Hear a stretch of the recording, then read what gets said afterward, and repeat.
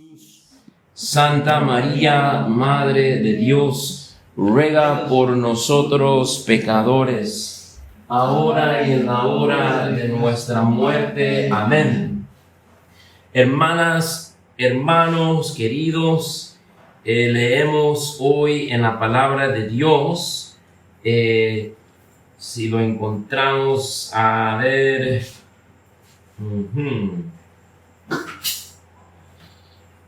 ¿En cuál estaba, hermana? ¿Te recuerdas? En la roja.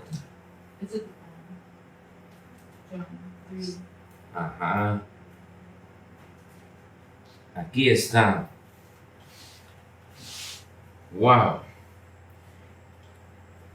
Dice la palabra, nosotros estamos seguros. Es 1 Juan 3, 14 a 18. 1 Juan 3, 14 a 18.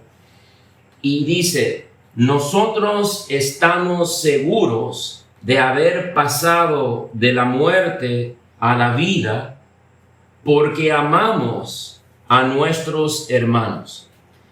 La manera que saber de que nuestra conversión es real, que nuestra vida espiritual que tenemos en la oración es real, es algo que está en progreso y que está progresando y que hemos pasado verdaderamente de la muerte a la vida.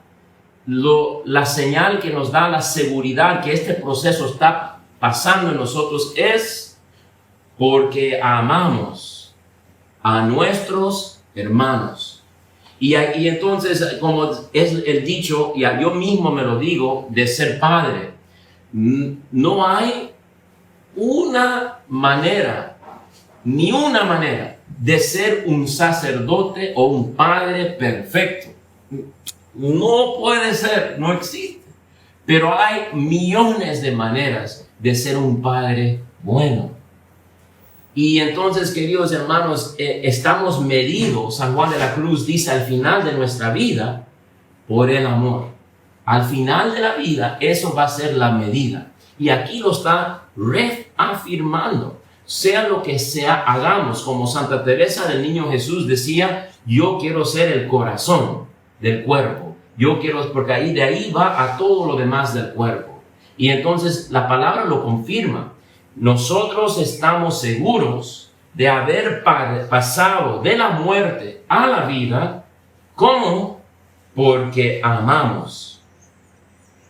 Porque amamos a nuestros hermanos. Y el que no ama permanece en la muerte. Y creo que experimentamos esa frase de muchas maneras. El que no ama permanece en la muerte. Entonces yo puedo estar pensando que yo he progresado o que yo estoy a un nivel, pero el verdadero lugar de medida no es con algo más que el amor. ¿Cómo estoy amando? Amando a Dios y amando al prójimo y a mí mismo. Y ahí es la medida. Y ese es el lugar donde siempre tenemos que entrar y ver, como decimos, como a veces el padre Felipe decía, de la examinación de conciencia era en qué momento yo estaba solo y en qué momento yo estaba con Jesús. Y entonces la medida es que estemos siempre con Jesús, amando a Jesús y amándonos. Y ahí lo demás. Porque el que no ama permanece en la muerte. Aunque estemos haciendo algo bueno, pero el que no ama, ¿qué pasa? Permanece en la muerte. Y también vemos que si el no amar permanece en la muerte, el amar me saca de la muerte. Y ese es el amor, salir de uno mismo, darse al otro. Y es ahí cuando comenzamos a vivir de verdad. ¿Verdad? Y entonces si yo siento triste, si yo cabizbajo, si yo me siento abrumado, si me siento olvidado, si me siento abandonado, pues puedo comenzar a amar al otro. Y eso me va a sacar de la muerte y poner en la vida. Pero fíjate que la palabra de Dios está diciendo, por aquí es el camino central. Y entonces dice esta frase, así también debemos nosotros dar la vida por nuestros hermanos. Nosotros entonces, dice la palabra de Dios, ¿qué debemos de hacer ahí mismo? Así también debemos nosotros dar la vida por nuestros hermanos. Entonces nosotros estamos aquí para dar la vida. Y tú y yo, el más profundo identidad que somos, así como somos hijos de Dios, es que también somos regalo. Esa es nuestra identidad más profunda. Existo para hacer un regalo para los demás. Y existo para dar mi vida, dice la palabra de Dios. Para eso existo yo. Dice alguno, así también debemos nosotros dar la vida por nuestros hermanos. Y nuestra santa de hoy día, pues encarna esto de manera especial. Y ella amaba a los más difíciles de amar. Y ella con dinero hizo un hospital y todos los más enfermos, los más heridos, los más repugnantes, ella atendía. Y cuando su director espiritual le decía, no seas tan así, su director, Padre Conrad, decía, no hagas eso, ella le dijo, es que cuando hago eso, a través de los pobres, Dios me regala gracias muy especiales. Y eso fue la razón que el Padre espiritual dijo, sigue entonces nomás. Porque cuando daba a los más necesitados y a los más difíciles, es que Dios le daba gracias muy especiales.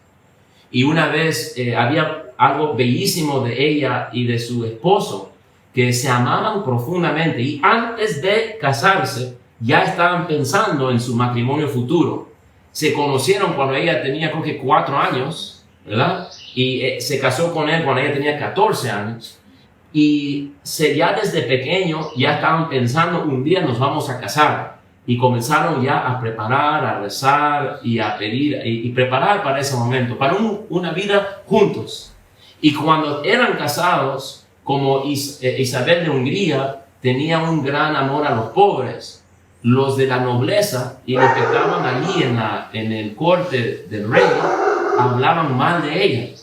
Los pobres le amaban y los nobles chismes de ella, hablaban mal de ella. Pero fíjate que el lindo ejemplo del rey, que él confiaba en ella, porque a él le metían en el oído cosas malas de ella, y él le defendía a ella y la creía a ella, porque la conocía. Y una vez incluso ella llevó a un leproso y lo llevó a su cama y lo atendió en su cama. Y la suegra, hablando de los chistes de la suegra, le dijo a la mamá del rey, le dijo, mira lo que estaba haciendo, lo que hizo, tratando de meter, ¿no? Y quizás tenía una indignación, no sé, pero el hijo fue a la cama, comenzó a quitar las sábanas para lavarlos, porque ya estaban infectados con la lepra, y Dios le regaló una intuición a su alma, que ella había atendido al mismísimo Jesús en esa cama, que era Jesús a quien atendía. Y él tenía entonces una comprensión de ella muy profunda y bella. Y una vez le decían también que ella robaba del castillo y lo daba a los pobres. Y la verdad es que en secreto se llevaba el pan del castillo. Y entonces un día se encontró con su esposo y ella tenía en su manto pan del castillo. Y él dijo, ¿qué tienes ahí? Ella abrió y se volvieron flores bellísimas y preciosas, así como la tilma de Virgen Guadalupe. Y ahí vieron el favor de Dios, ¿no? Y que Dios favorecía lo que ella hacía.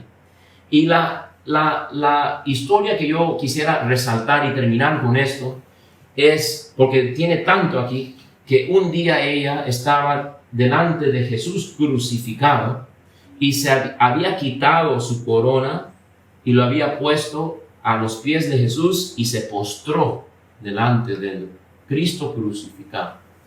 La suegra entró y le reprochó a ella que eso era debajo de su dignidad. No era eso, no era la manera que una reina se debe de comportar. Pero ella le respondió, Isabel de Hungría le dijo, yo, que soy una criatura malvada, como dice Jim Murphy. Como yo, que soy una criatura mala, ¿cómo puedo yo ponerme una corona de tanta dignidad terrenal cuando mi Rey Cristo tiene una corona de espinas? Y es que al contemplar a Jesús en la cruz y le miraba con una corona de espinas, y ella se daba cuenta que Él es el Rey, Él es el Rey, Él es el más grande, Él es más grande que yo. ¿Cómo puedo yo mantenerme esta corona cuando mi Rey tiene una corona de espinas? Y entonces se postró delante de Jesús. Y yo creo que tú y yo tenemos que hacer lo mismo. Tenemos nuestra corona, nuestra dignidad y orgullo y ego. Y si nuestro Rey está así, ¿cómo no quitarnos nuestro orgullo? Quitarnos también nuestro orgullo para servir al otro, para amar al otro, para ser los esclavos del otro. ¿Cómo podemos mantener nuestra corona? No serviré. Hay otras cosas más importantes. ¿Cómo me puedo yo mantener mi corona si yo realmente creo que Jesús es mi Rey? Y entonces al meditar a Jesús y mirarlo coronado con sus espinas, nos podría dar esa gracia que necesitamos a como Él, nuestro Rey, ponerlos al servicio de cada uno y amar a cada uno, de ser esclavo de los esclavos. Que la Eucaristía nos dé este don de amar como Cristo nos ama.